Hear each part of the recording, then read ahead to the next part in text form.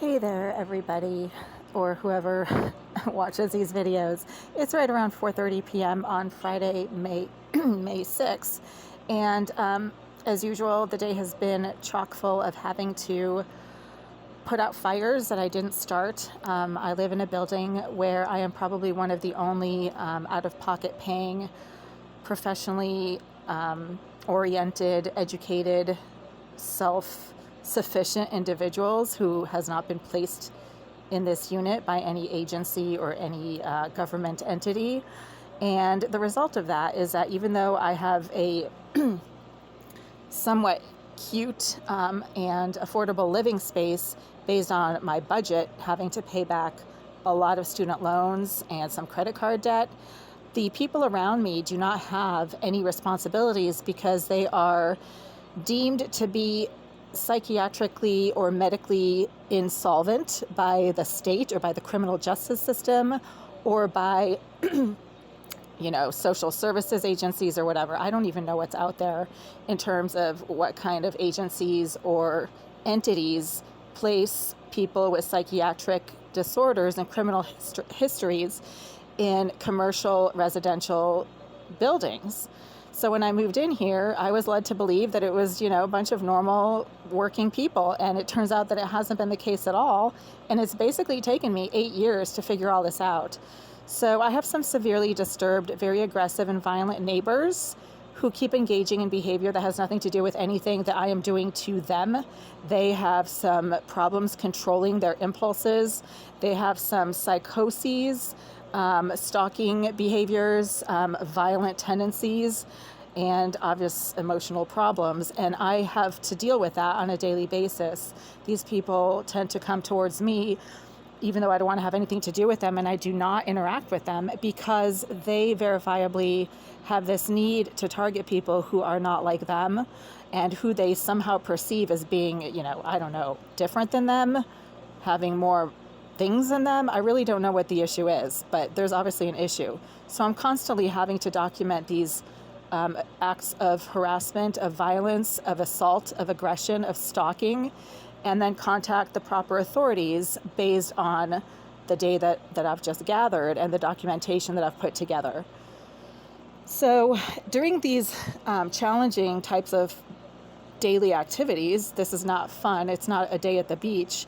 You're not at the mall with your friends or having tea with your, mother or your aunt or your sister. Although I do those things on occasion. There's one thing that stands out to me, and that is that you cannot ever doubt yourself.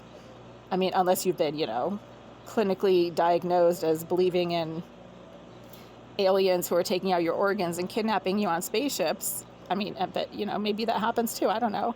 But, if you're a rational, functioning person existing within the normal range of behaviors and lawful activities and professional endeavors, then you should not ever doubt yourself if you know something is your truth.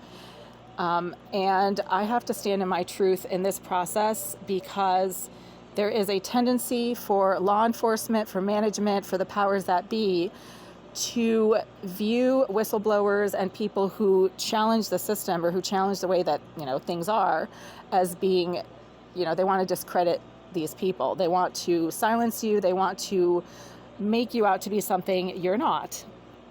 And you have to believe in yourself. You have to believe in exactly what your mission is, which is to speak up for what you believe is right, to stand up for your rights, to expose harassment, criminal activity, targeted behaviors, stalking, corruption, crime. And I say crime because not only are the people who live around me verifiably in the criminal justice system, but there's a management company that runs this building that is also corrupt and that likes to bend laws and rules, and they lie. They lie about me to the police, to other agencies such as inspectional services. They make up stories about who and what I am. And the first thing they do when they're dealing with a female is to tell everybody that she's a hooker. So that's one of the laughable and verifiably untrue lies that they've been putting out about me for years. But the problem is that the police are kind of dumb. I mean, they believe what management tells them or what the nut jobs in this building tell them, because now they're all about, loving the criminals and being kind to the criminals. So they believe what these people say, and these people are engaging in a defamation campaign against who and what I am and who and what I stand for, which is truth, justice, order, and law. That's all I want. I'm not trying to step on anybody's toes or violate anybody's rights. I know my rights, I know everybody else's rights, and I know the law. And the law is actually very clear on a lot of things. And you have to stand by that and trust that at some point the system will try to enforce the laws as best as it can, but it does not start with the police, unfortunately. And most of the officers at the E13 station, which is just around the corner, tend to believe the lies and the defamation from the management company of this building and from the verifiably behaviorally and mentally disturbed residents who populate most of the 3 buildings that constitute this complex. So the police think that I am a hooker. I'm not. I don't even date men. The last time I dated a man was in 2013. So there's that. So the joke is on them, but they like to believe that I'm some sort of hooker because it makes things easier for them. The other thing is they like to believe and make up stories about how I have mental health issues, which I don't.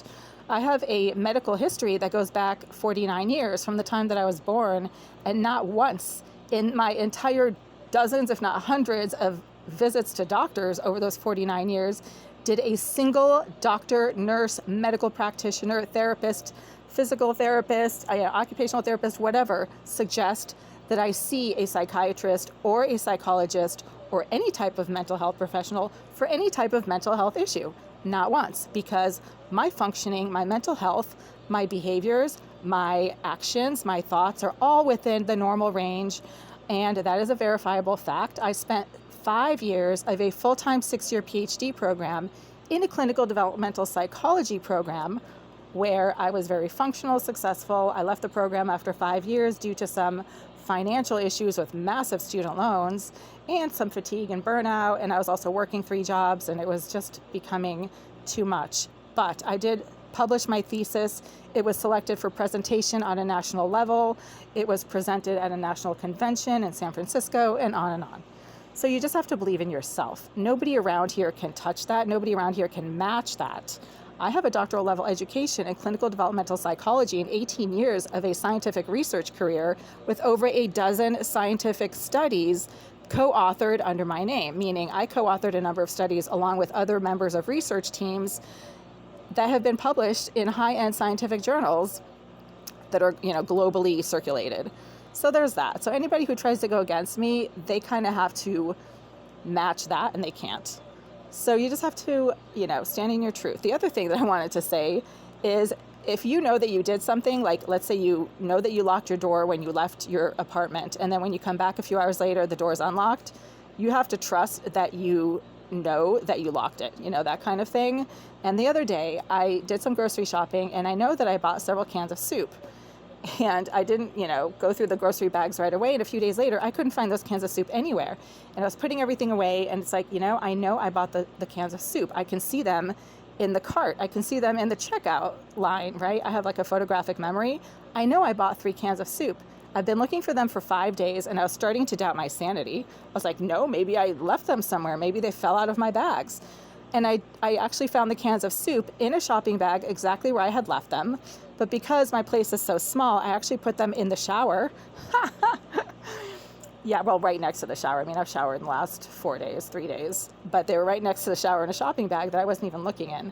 So I found the cans of soup, and I knew I had bought them. I knew I had, put them in a bag.